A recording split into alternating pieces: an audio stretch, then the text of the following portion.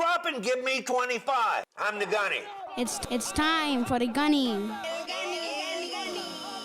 The quarter deck. Lights. Get online right now. You got 10, 9, 8, 7, 6, 5, 4, 3, 2, 1, 0.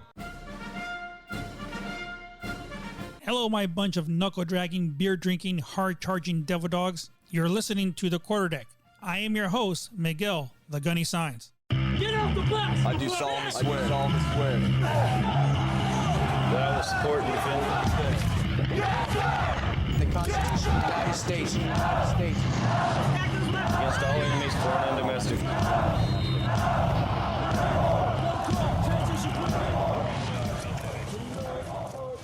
Good morning, good afternoon, and good evening.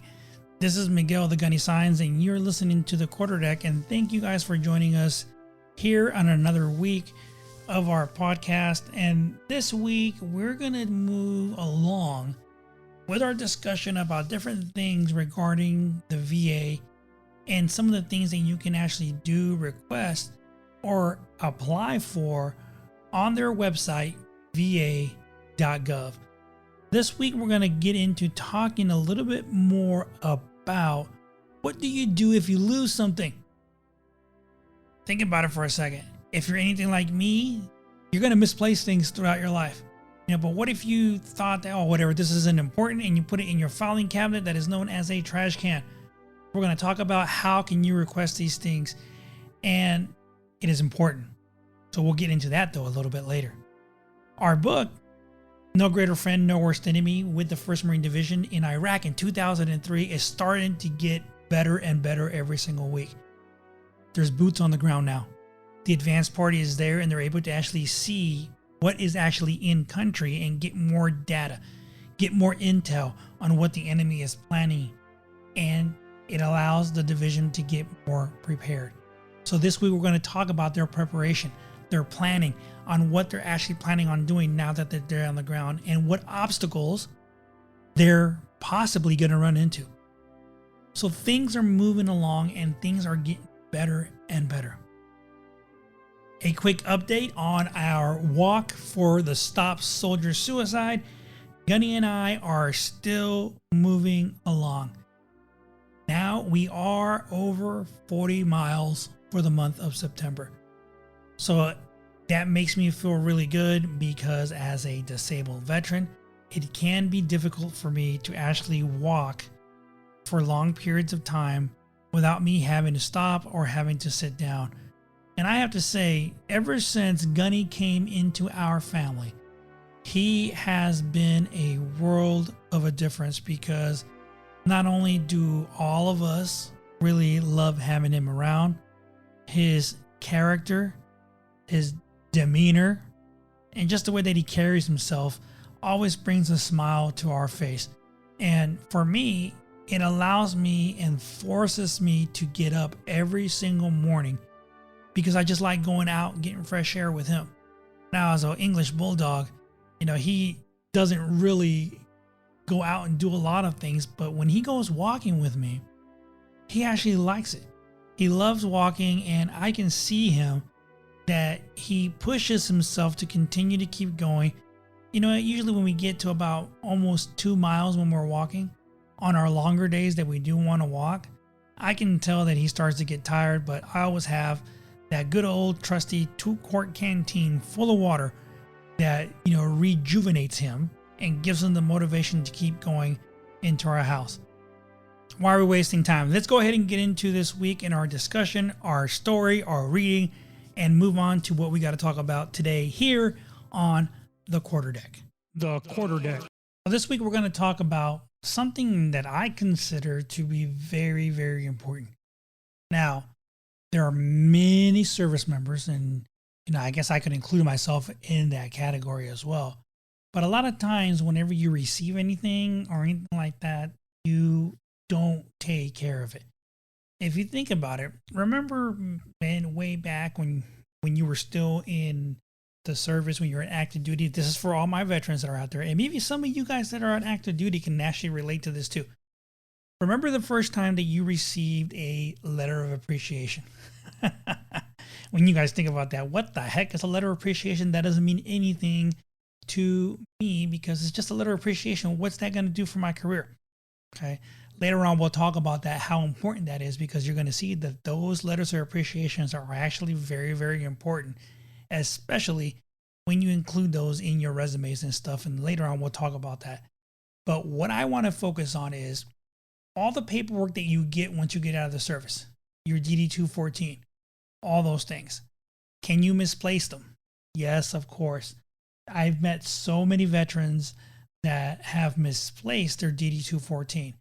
This is a very, very important document because this is the document that's going to get you to be able to apply for all of these benefits that we've been talking about. So it's very important that you keep this in a safe location. Keep it in a safe. Make copies of it. Make sure that your loved ones, your significant other, they know where your DD-214 is. Now, for me, I made it pretty simple. I have paper copies of my DD-214. I also have digital copies that I have saved.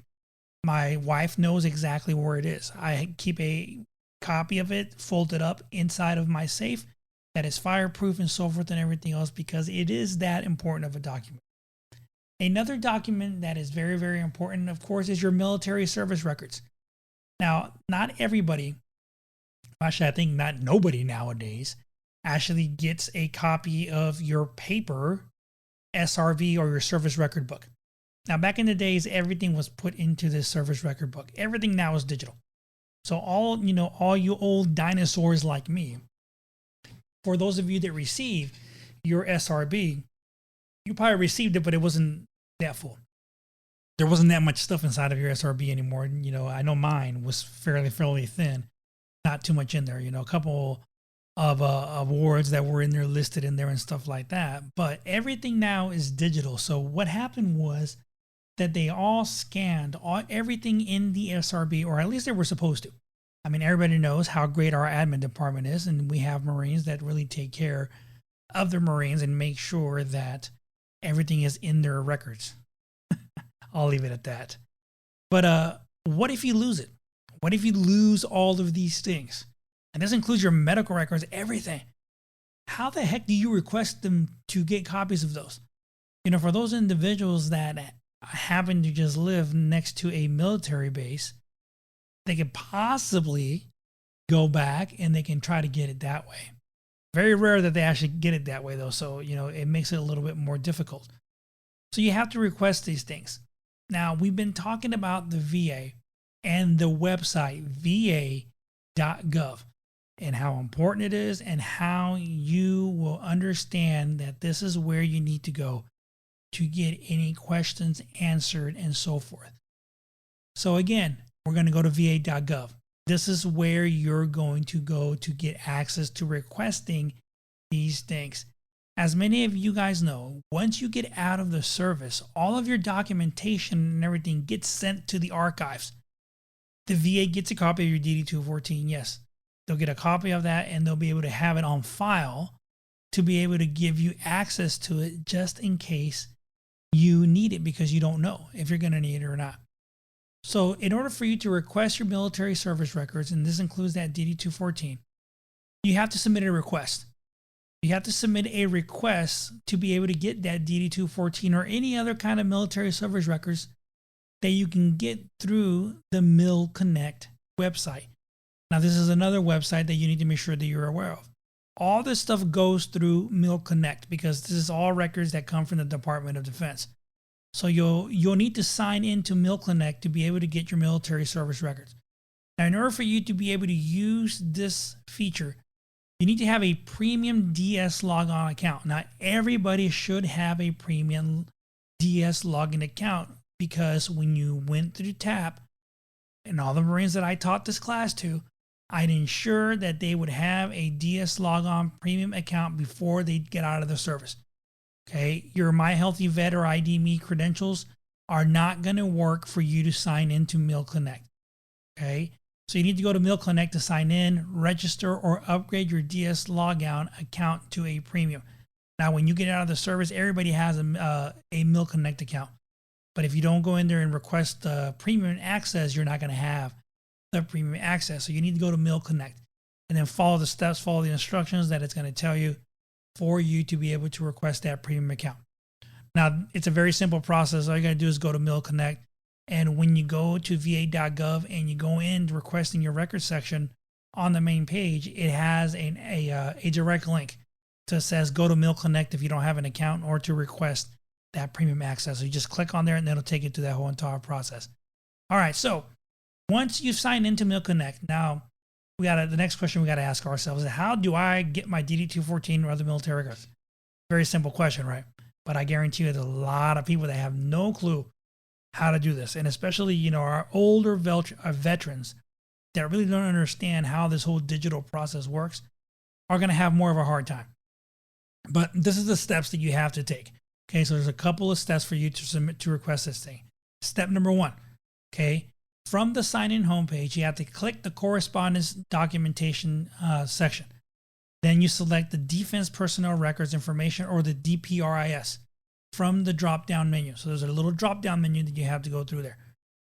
You got to choose the section that says Personnel File.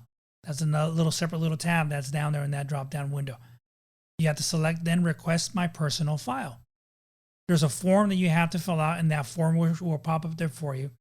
And this is located in the document index section for you to be able to do that. Check the boxes that you need to for the documents that you want to request. And then you click on where it says Create and Send Request. And then your request is going to be sent down there to MilConnect. Okay. So you can see it's very simple. It's not a hard process for you to be able to request these records. What you have to understand is that this request is not going to happen overnight. It's not a 24-hour turnaround that they're going to give you these stuff. It takes some time. So you have to understand that, again, it is very, very important that you know exactly where these records are all the time, because it's easier to have them now than try to request them, because it's going to take a while for you to get them back. Now, what kind of records can you actually request? Every tool has its own different things that you can actually do. And with this tool, what you can request as far as documents go, okay, your official military personnel file, you can review it, and you can actually download this electronically for some of these. Okay, you can request your DD-214 or your DD-215 if that document has been updated or changed since you got out of the service. Now, we talked about a week ago or 2 weeks ago, we talked about requesting an upgrade to a discharge that you might have received. That's one of the cases of where your DD-214 or is now upgraded to a DD-215. You can also request a report of separation. So those individuals that got out for either administratively separated and so forth or anything like that, you can request those. Or any other type of release papers that you might have received when you got out of the service. Okay.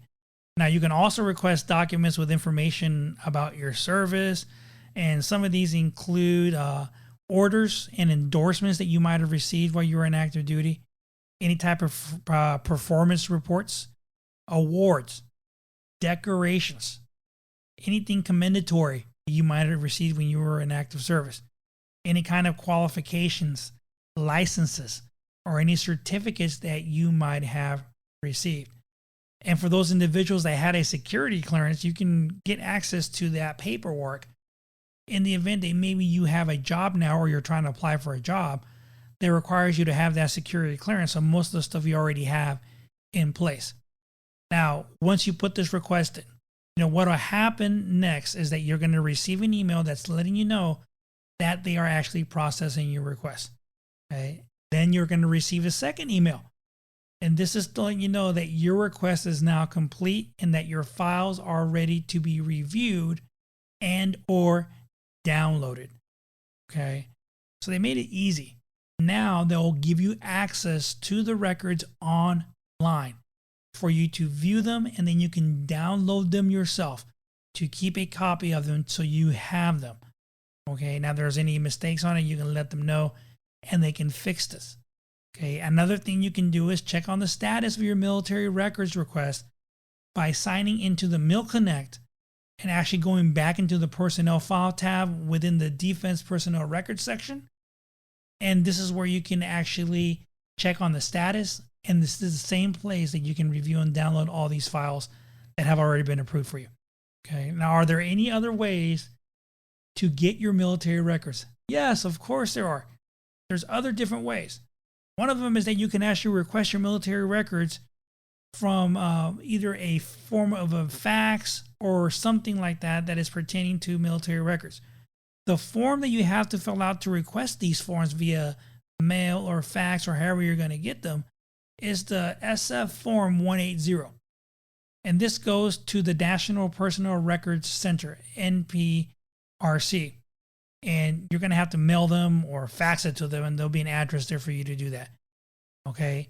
You can write a letter to the NPRC, and you can send it, one, to the archive drives that is located there in St. Louis, Missouri. The address for there is 1 Archives Drive, St. Louis, Missouri, 63138. So that's another way you can do that. Or you can simply just go to the NPRC in person. If you live in that area, go to them in person. You can also contact your state or county veterans agency, and they can help you with the same prices. Or if you want to hire an independent researcher, you can do that as well. Of course, that's not free. It's going to cost you some money. Now, as far as survivors, dependents of veterans, how do they request military records that is not really theirs?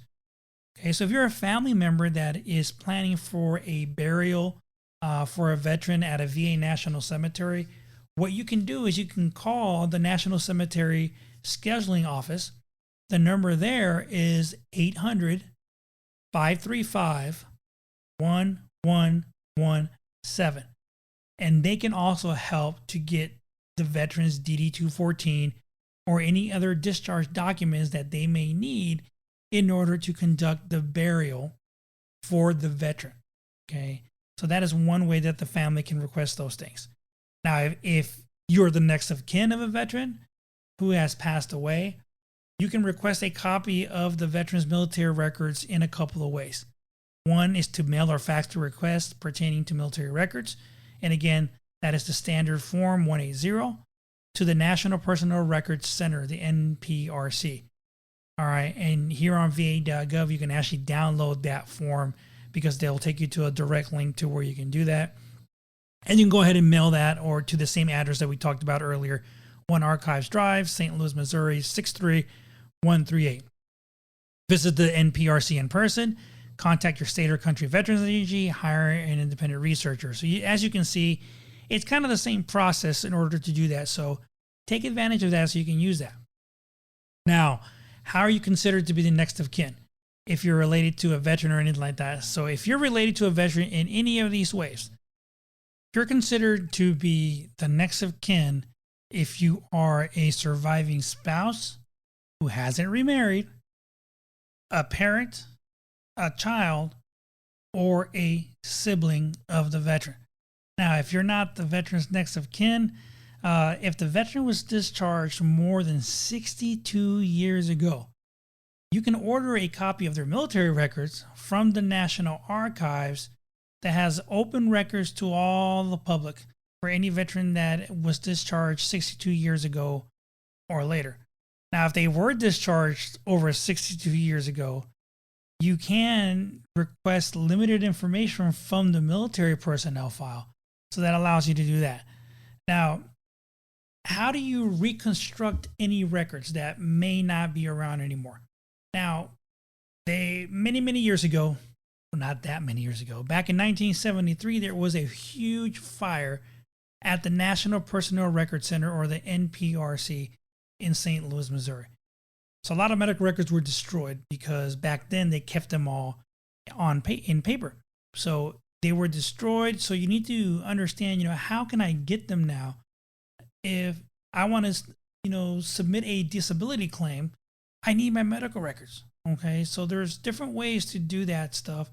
And they have their process there at the NPRC.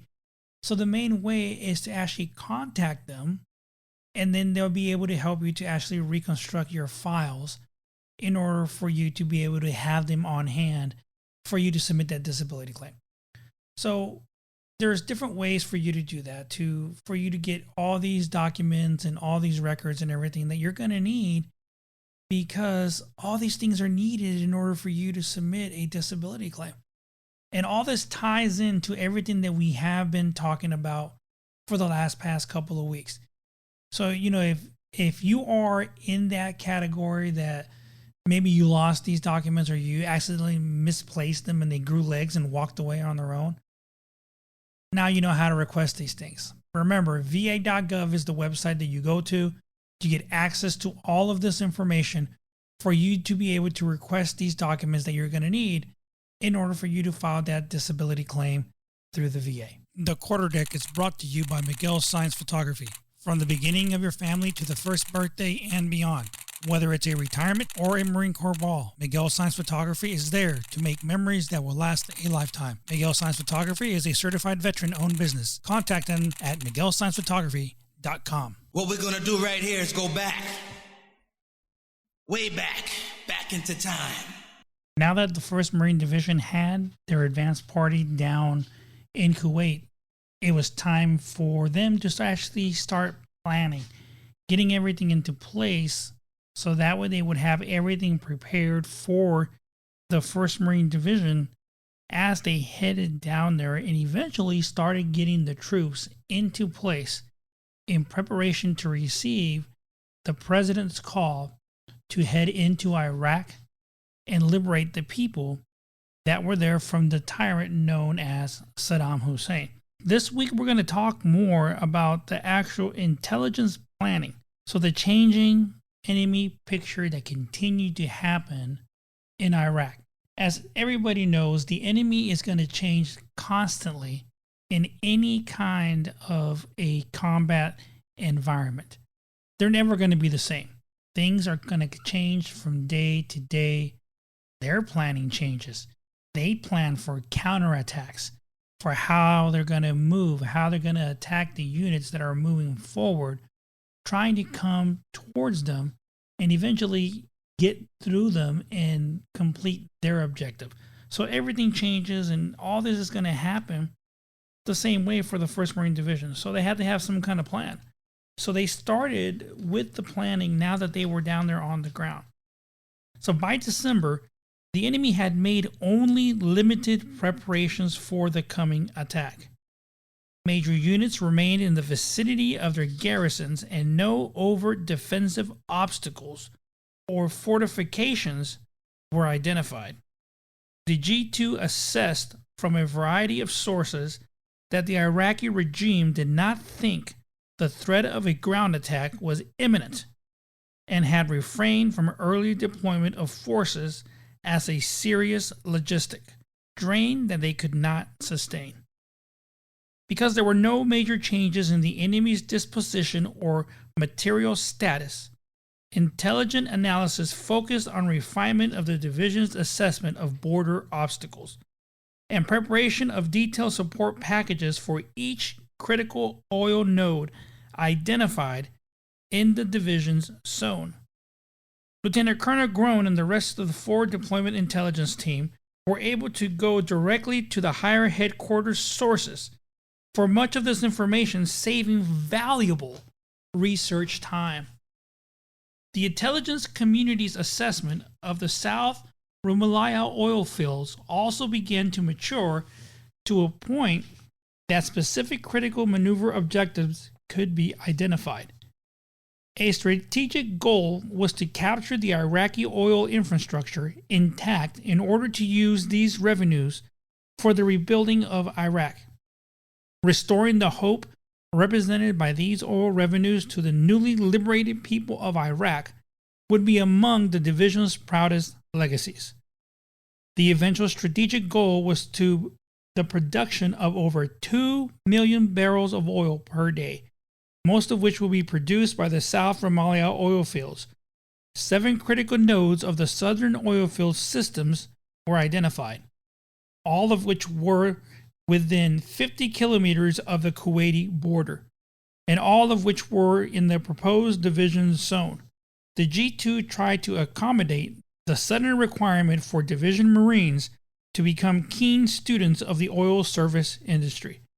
The division learned to identify gas oil separation plants, or GOSPs, intermediate pumping stations, or IPSAs, storage facilities, and offshore terminals, and understand all of their functions.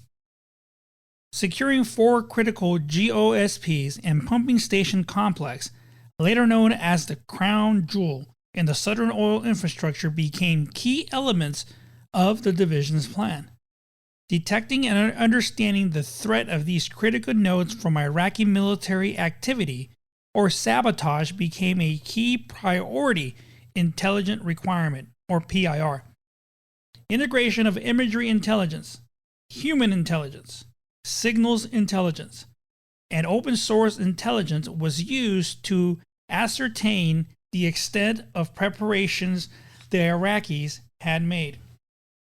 The careful timing and coordination of the seizure of all these oil nodes intact required close cooperation among all elements of the MEF. Although a supporting effort, the division's early tasks were to have strategic implications. General Franks, the CG of the U.S. Central Command, U.S. CENTCOM, described the seizure of the South Rumaila oilfields infrastructure intact as equal in strategic priority as the seizing of Baghdad. The border obstacles in the Kuwaiti side of the border were another significant obstacle to attacking forces, and were mostly inside the UN demilitarized zone. The obstacles consisted of a rear berm and anti-tank ditch, an electrified fence, and a forward berm and ditch along the actual border. Now, I can remember that these ditches and these berms were huge. I mean, if you think about it, it was almost like a canal. Imagine going over a berm and then you have this giant canal. When I looked at it, it looked like almost as if it was almost 6 feet in length from one side to the other, separating the two borders from Kuwait to Iraq to allow it to actually be able to serve its purpose, which was to prevent tanks from coming back across like in the same way that it did in the first Gulf War. So it was a sight to see, and those were one of the main obstacles that we, as part of the 1st Marine Division, were going to have to deal with and make sure that, they were taken down and we had a way to get across the border into Iraq. There were no indications of similar continuous obstacles or minefields on the Iraqi side of the border. Although derelict minefields and areas of unexplored ordnance from the first Gulf War were identified. These had been largely cleared in a now agricultural area of the predetermined in the eastern half of the division's zone. Later, when the division attacked across the border, little evidence was found of any border obstacle preparation other than a few areas of hostility scattered mines. Another aspect of the border defenses identified by the G2 was a series of Iraqi border guards, intelligence collection, and visual observer posts. These were strung across the border in order to provide reporting on the activity of U.S. forces, monitor U.S. Kuwaiti communications, and detect coalition aircraft transiting Iraqi airspace in support of Operation Southern Watch, or OSW. From atop the dominating heights of the Jabal Sanam, Iraqis' visual and signal observers could detect and report the division's activity in northern Kuwait. Alerted to the presence of the Iraqis' observers and intelligence collectors on the hill, the division was able to incorporate the destruction of this key observation post into the early attacks planning. To preserve tactical surprise, the neutralization of several of the border guards posts that lay astride the division's planned avenues of attack would be required. G-Day, the start of the ground attack, would not be a good day to be an Iraqi border guard. During December, MCIA gave the division a detailed assessment of tactical induction possibilities in zone. By tracking the levels of precipitation in northern and Iraqi central and monitoring the water levels in the various dams and reservoirs, MCIA was able to conduct a reasoned approach to the issue of inundation warfare. The reservoirs that fed the Euphrates water system were only partially full and have very small output capacities comparable to draining a bathtub with a straw. More troublesome, however, was the risk of tactical inundation from the Tigris River in the heart of the division's battle space. As most of the precipitation in Iraq fell in the northern part of the country, the northern reservoirs held a significant capacity of water that could be released into the Tigris River's system. Releasing too much water directly into the Tigris would flood Baghdad itself. But the MCIA analysts found a potential way the Iraqis could create flood conditions without resorting to this drastic measure. If the Iraqis were to raise the water level of the Tigris to the maximum capacity, it would bear through Baghdad. Then, inject another large amount of water via the Diyala River to the east. Significant flooding along Highway 7 or around Al-Qut might occur. There was natural precedent of this action in a major flood that struck the region in 1954. In this flood event, the banks of the Tigris were breached near Al-Qut in order to save Baghdad, and the entire Garaf River basin was flooded. If the Iraqis had studied their own history as carefully as MCIA had, they might have already integrated this course of action into the defense of Al-Qut or Baghdad itself. Once again, the advantages of speed in the divisions gaining a foothold on the far side of the Tigris were made clear. The Marines had Baghdad in their sights, but how much mud would be on their boots when they arrived remained to be seen. What the intelligence estimates did not reveal was the magnitude of the regime's weapons holdings. Huge caches were hidden in every area of the country, but it was always after the divisions closed on these facilities that the full magnitude of the distribution of tons of weapons and ammunition throughout the country came to light. Perhaps most disturbing was the large caches discovered in hospitals, mosques, and schools. Almost every one of these facilities revealed a weapon cache upon inspection. The Iraqi regime had prepared themselves to fight a long-duration guerrilla war, but has seriously miscalculated the amount of support the populace would provide. The U.S. intelligence community and its technical sensors were well equipped to find enemy order of battle, tanks, artillery, defensive positions, but failed to detect these hidden weapon caches. Additionally, the division still had more questions than answers about the enemy's commanders the division would fight. The military background of Iraqi commanders and their willingness to fight for Saddam's remained an open question. So many questions were still there. What exactly was their plan going to be? They really weren't planning anything right now, but what if that was just a cover-up? What if they weren't really revealing what their plans were to conduct against the division? Now, this planning continued. As the division was preparing to go through, they were looking at what could happen with the Tigris River as far as flooding goes. If the Iraqis had really thought about it, just like they mentioned, they would have seen that this was a high possibility of what they could do to defend their country, because they would have flooded this area that would have prevented the division from getting across the Tigris River and making their way all the way into Baghdad. That was one of the main things that they really did not consider. Now, next week, we're going to talk about how the division actually continued this operational planning to think about the Baghdad option that they were looking into to be able to head into Iraq, completely annihilating the Iraqi army and making it all the way to Baghdad.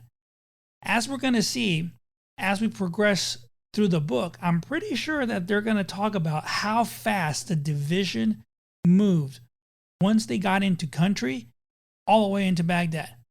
I'm going to tell you, the way that I remember it was, man, we crossed that border. We initially engaged in combat right away with artillery fire that suppressed the enemy in a way that I had never seen before. And to me, this was something new, as it was to about 98% of the Marines that were now heading into harm's way to liberate the people of Iraq. The quarterdeck. I don't know about you guys, but I think my brain housing group is starting to get over cramped with all of this information and all the details that we keep talking about the VA. But for me, the way that I consider this and the way that I think about it is that these are things that I wish that I would have known when I originally got out of the service, out of the Marine Corps. Now, I knew a lot of information that was out there regarding the VA because I did my research. But I know and I understand that there are so many veterans that are out there that they simply did not get any of this information when they got out of the service. If we look back and think back as far as when individuals were getting out during the first Gulf War time frame back in the 90s, a lot of them didn't get none of these informations. The programs, the classes, and all the things that we as service members get now that we're getting out of the service, they weren't available back then. It was simply here's your DD-214, see you later, get out, go figure it out on your own, go see the VA. That was basically the kind of information that they received. So it is important, and I'm glad to be able to share a lot of this information with you, because if I was in the shoes of a lot of veterans that did not get any of this information, I would want somebody to help me. I would want somebody to give me the information to kind of help guide me to be able to get everything that I needed to get done in order for me to receive the benefits that I know that I deserve because of my time in the service. So if your brain housing group is getting cramped and there's so much information, take some notes. Remember all these things. And always remember, va.gov is your go-to website for you to be able to access all this information and get the most current updates to everything that we've been talking about for the past couple of weeks. As far as the 1st Marine Division goes, the planning is starting to come into place, because now with the boots on the ground, they have started to actually see what the enemy has been planning and what they're planning on doing, because they can see the movement of what's going on. So with that, we can see how it's putting into place. And next week, we're going to discuss more about how the planning is going to go into effect for the plan for the 1st Marine Division to actually move into Baghdad, to get in there, to get all the way to Baghdad and take control of that area and remove the army, the regime that is being held at that time right now by Saddam Hussein.